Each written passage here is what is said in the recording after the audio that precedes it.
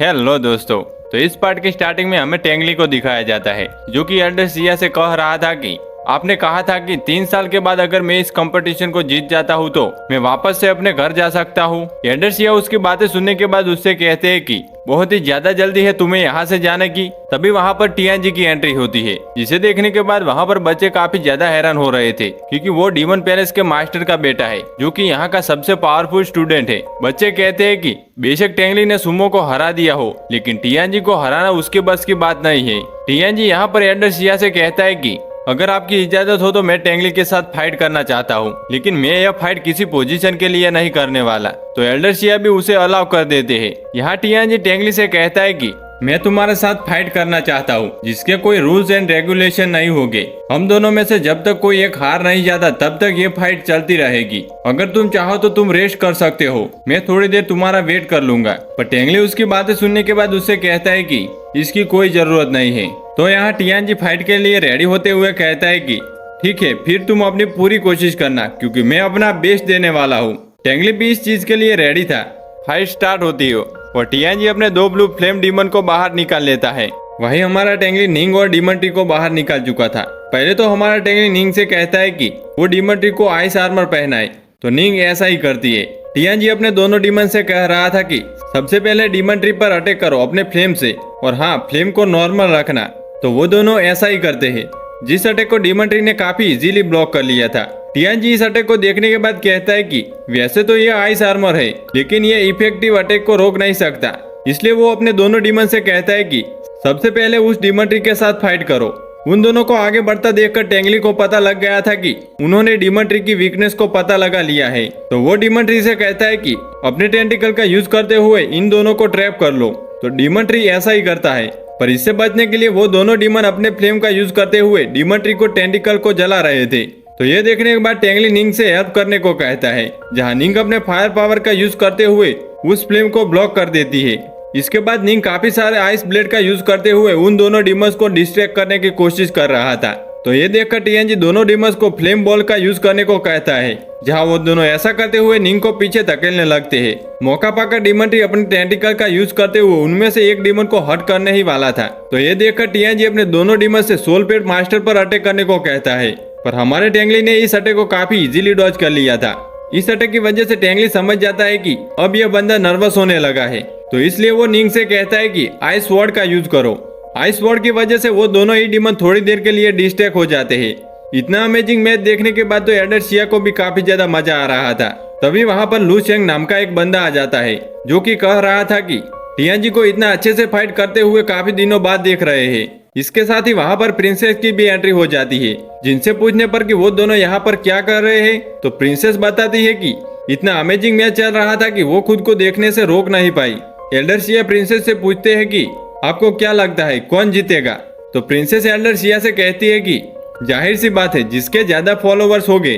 वो इनडायरेक्टली यहाँ पर टियानजी की बात कर रही थी। यहाँ पर टेंगली हमारे डीमन ट्री को वापस बुला लेता है और वो अपने मन में कह रहा था कि थैंक यू तुम्हारा इतनी देर तक फाइट को कंटिन्यू रखने का। अब लोगों को दिखाने का वक्त आ गया है कि असली फाइट क्या होती है।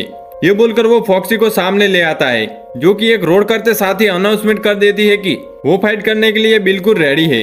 जिसे देखकर तो टियानजी भी खुश हो गया था और अब वो अपने हुक्म के इक्के को बाहर निकालता है जो कि था 4th लेवल का ब्लू डेविल। तीनों डेविल को देखने के बाद टेंगली काफी ज्यादा हैरान हो गया था क्योंकि यह बंदा एक साथ 3 डीमन को हैंडल कर रहा है।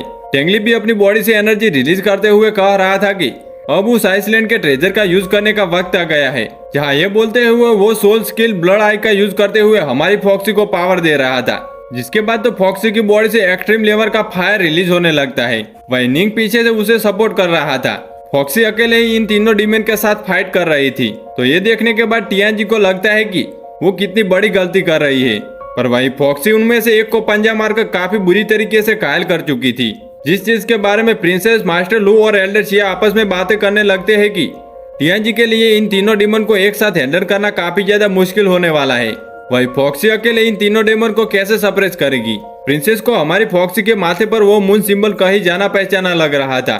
दूसरी तरफ फॉक्सी को दिखाया जाता है जो कि अपने आंखों से फ्लेम रिलीज करते हुए एक दूसरे डीमन को पंजा मारकर उसे भी घायल कर देती है। साथ ही वो उसे किक करते हुए वहां पर मौजूद एक क्रैक में नीचे गिरा चुकी थी।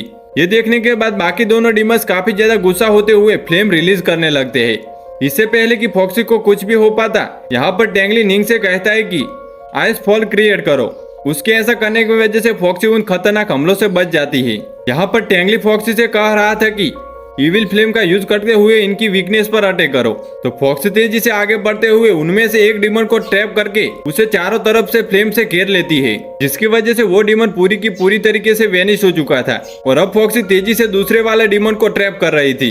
इतने में जिस डीमन को हमारी फॉक्सी ने वहां से नीचे गिरा दिया था, वो वापस आकर हमारे टेंगली पर अटैक करने लगता है। इससे पहले कि यह अटैक टेंगली को हिट हो पाता, निंग आगे आकर उस अटैक को ब्लॉक कर चुका था, पर इससे हिट होकर वो खुद ही दूर जाकर गिर जाता है।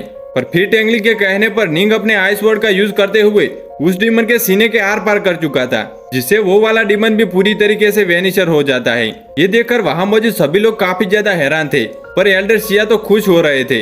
वही मास्टर लू कहते हैं कि मुझे नहीं पता था कि टियांजी इतनी जल्दी हार जाएगा। दूसरी तरफ फॉक्सी का गुस्सा देखने के बाद वो ब्लू डेविल अपने आप को सील में कवर कर चुका था, पर फॉक्सी लगातार फ्लेम को रिलीज कर उसे हिट करने की कोशिश कर रही थी। फॉक्सी की पावर देखने के बाद टियांजी डरते हुए कहता है कि वैसे तो मैं इसकी पूरी स्ट्रेंथ को यूज नहीं कर पा रहा हूँ, लेकिन मुझे एक चांस लेना होगा। यह सोचते हुए वो सीधा अपने डीमन को भेज देता है टेंगली के पास उस पर अटैक करने के लिए। टेंगली ने अब तक निंग और हमारे फॉक्सी को वापस बुला लिया था, जिसे देखने के बाद मास्टर लू कह रहा था कि अब टेंगली का बचना नामुमकिन है, क्योंकि ये ब्लू डेविल सीधा उसके मास्टर के ऊपर अटैक करने जा रहा है। दूसरी तरफ एल्डर सिया कह रहे थे कि टियांजी का मरना तय है, क्योंकि हमारा टेंगली तो चुपचाप खड़े होकर उस डीमन को खुद के पास आने का इंतजार कर रहा था। इसके पास आते ही वो अपने व्हाइट आई डीमन को बाहर निकालते हुए इस डीमन को उसे ऑफर कर देता है, यह कहते हुए कि किसी ने तुम्हारे लिए खाना भिजवाया है। व्हाइट आई डीमन अपने व्हाइट फ्लेम का यूज करते हुए उस डीमन को पूरी तरीके से खा गया था। यह देखकर वहां मौजूद सभी लोग काफी ज्यादा हैरान हो जाते हैं, क्योंकि व्हाइट आई डीमन सभी डेमोस का लॉर्ड है और उसके साथ सोल कांटेक्ट करके उसे यहाँ तक बड़ा करना वो तो नामुमकिन है। मास्टर लू तो एल्डर सिया से पूछने लगते हैं कि आखिर इसने व्हाइट आई डेविल के साथ कांटेक्ट किया कैसे। एल्डर सिया कहते हैं कि शायद तुमने इस व्हाइट आई डेविल को पहचाना नहीं, ये वही व्हाइट डेविल है जिसने प्रिंसेस को पकड़ लिया था। ये सुनकर लू कहता है कि लेकिन एल्डर भाई ने तो उसे आपको डिस्ट्रॉय करने के लिए कह दिया था ना। ये सुनकर एल्डर सिया कहते हैं कि इतने पावरफुल सोल पेट को ऐसे ही वेस्ट कर देना मुझे अच्छा नहीं लगा, इसलिए मैंने टेंगली के साथ एक छोटा सा एक्सपेरिमेंट किया और अब देखकर लग रहा है कि शायद ये सक्सेसफुल रहा। दूसरी तरफ टेंगली को दिखाया जाता है, जो कि फॉक्सी के साथ टियांजी की तरफ तेजी से बढ़ रहा था। वो देखकर तो टियांजी की हालत खराब हो जाती है। इससे पहले कि फॉक्सी उसकी गर्दन को काट देती, प्रिंसेस यू के कहने पर सभी चीजें रुक जाती है। टेंगली फॉक्सी को वापस बुलाते हुए उसकी तरफ आगे बढ़ते हुए कह रहा था कि मैंने अपना बेस्ट दिया, जिसे देखकर मास्टर लू कहते हैं कि हाँ, आज के बाद तुम्हारा नाम इस डीमन पैलेस में कोई भी नहीं भूलने वाला, और मैं डीमन पैलेस की तरफ से तुम्हें एक नया नाम देना चाहता हूँ, जो कि होगा डीमन मास्टर का। आज से तुम्हें लोग इसी नाम से जानेंगे। जिसे सुनने के बाद हमारा टेंगली काफी ज्यादा हैरान हो रहा था। यहाँ पर एल्डर सिया कहते हैं कि आज से तुम प्रिंसेस के पर्सनल सर्वेंट हो, इसके बारे में हम डिटेल में बाद में बात करेंगे। इसके बाद एल्डर सिया फैन सियान को कहते हैं कि ले जाकर इसे फ्रेश कर दो। वो वहां से जाते जाते हमारे टेंगली से कहते हैं कि तुम्हारा वो 6 डीमन फॉक्स काफी ज्यादा अमेजिंग है। इसके बाद टियांग टेंगली को पैलेस के अंदर ले जाते हुए कह रही थी कि लूमो पैलेस 2 हिस्सों में बटा हुआ है, जहाँ पर इनर डीमन पैलेस आता है और आउटर डीमन पैलेस आज से तुम्हारी आइडेंटिटी डीमन मास्टर की है, लेकिन फिर भी तुम्हारा जो रेसिडेंट है वो आउटर डीमन पैलेस का होगा। इसके बाद वो उसे उसका रूम प्रोवाइड करते हुए कहती है कि ये 7th लेवल का रूम है। टेंगली को समझ नहीं आ रहा था कि आखिर रूम का लेवल कैसे हो सकता है, तो सियांग उसे समझाती है कि यहाँ पर सभी को टाइटल के हिसाब से रूम दिए जाता है। सबसे लोवेस्ट है 10th लेवल का रूम और सबसे हाईएस्ट है 1st लेवल का रूम। तुम्हें यहाँ पर तुम्हारे टाइटल और स्ट्रेंथ के हिसाब से रूम दिए जाते हैं। इसके बाद सियांग टेंगली को उसके लिए प्रोवाइड 2 सर्वेंट को दिखाते हुए कहती है कि इसके बाद तुम्हें जो भी पूछना हो तुम इन दोनों से पूछ सकते हो। वो टेंगली को रेडी होने का बोलकर वहां से जाते हुए कह रही थी कि इस बात को मत भूलना कि ये सारी चीजें तुम्हें लॉर्ड सिया ने दी है। अंदर जाने के बाद टेंगली को उसकी रूममेट भी नजर आ जाती है, पर वो उसे इग्नोर करते हुए कह रहा था कि एक बकेट गर्म पानी का लेकर आओ, मुझे खुद को साफ करना है। यह सर्व करने के बाद वो रूममेट टेंगली से बात करने की कोशिश कर रही थी, पर वो तो उसकी बातों को इग्नोर करते हुए उसे यह पूछने लगता है कि मेरे टाइटल के हिसाब से मुझे यहाँ पर क्या क्या चीजें यूज करने को मिल सकती है। तो वो सर्वेंट उसे बताती है कि आप विन डीमन हॉर्स को डीमन पैलेस से डायरेक्ट यूज कर सकते हैं, जो कि 1 महीने के अंदर आपको प्रोवाइड कर दिया जाएगा। यह सारी बातें सुनने के बाद टेंगली उसे थैंक यू बोलते हुए वहां से जाने के लिए कह देता है। तो वो बिना किसी सवाल जवाब के वहां से चली जाती है, क्योंकि उसे पता लग गया था कि टेंगली उसे अवॉइड कर रहा है। खुद को रेडी करने के बाद टेंगली प्रिंसेस के सामने जाकर उसे ग्रीट कर रहा था। प्रिंसेस उसे देखते हुए कहती है कि जब मैंने तुम्हें बोट में देखा था मुझे नहीं पता था कि तुम्हारे पास वो आइटम मौजूद है, पर टेंगली बताता है कि उसके अलावा भी मेरे पास काफी सारे सोल पेड्स है जिन्हें मैं फाइट के दौरान यूज करता हूँ। प्रिंसेस ये सुनने के बाद कहती है कि एक व्हाइट डेविल को फीड करने के बावजूद भी एक सोल पेट को पालना सच में काफी ज्यादा अमेजिंग है, और इसी सिचुएशन में रहते हुए प्रिजनर्स आइलैंड में 3 साल में सर्वाइव करना सच में काबिले तारीफ है। मैं तुम्हारी हिम्मत की दाद देती हूँ। यहाँ पर प्रिंसेस टेंगली को एक 6 लेवल का सोल आर्मर देती है डीमन पैलेस की तरफ, उसके लिए पहला तोहफा। जहाँ इसे देते हुए प्रिंसेस उससे कह रही थी कि मैं आशा करती हूँ कि तुम अभी जितने स्ट्रॉन्ग हो डीमन पैलेस में रहकर इससे भी ज्यादा स्ट्रॉन्ग हो जाओगे। उस रिंग को देने के बाद एल्डर सिया कहते हैं कि प्रिंसेस को थैंक यू बोलो और आज के बाद तुम इनके डायरेक्ट सबऑर्डिनेट हो। आज से प्रिंसेस और जिसने तुम्हें रेकमेंड किया है उसके अलावा तुम्हें किसी का ऑर्डर नहीं मानना। इसके अलावा अगर कोई भी तुम पर हुक्म चलाने की कोशिश करे तो सिंपली तुम्हें उसकी बातों को इग्नोर करना है। प्रिंसेस की बातें पर टेंगली यहाँ पर हामी भर रहा था। प्रिंसेस उसे घबराने को मना करती है, यह कहते हुए कि तुम्हें चिंता करने की जरूरत नहीं है, आगे का सफर इतना भी मुश्किलों भरा नहीं होगा। फिलहाल तो मैं जानती हूँ कि तुम्हें अपने घर की याद आ रही है, तो सबसे पहले तुम जाकर अपने ओन अफेयर्स को निपटाओ। इसके बाद जब हमें मिलना होगा मैं तुम्हें इन्फॉर्म कर दूंगी। ये सारी बातें सुनने के बाद टेंगली इस चीज के लिए रेडी हो गया था। एल्डर सिया को अभी भी टेंगली पर भरोसा नहीं था, इसलिए वो प्रिंसेस से कहते हैं कि कहीं ये रास्ता ना भटक जाए, इसलिए मैं इसकी हेल्प करने के लिए इसके साथ किसी को भेजना चाहता हूँ। टेंगली को पता था कि एल्डर सिया ऐसा क्यों कर रहे हैं, पर प्रिंसेस इस बात के लिए रेडी हो जाती है।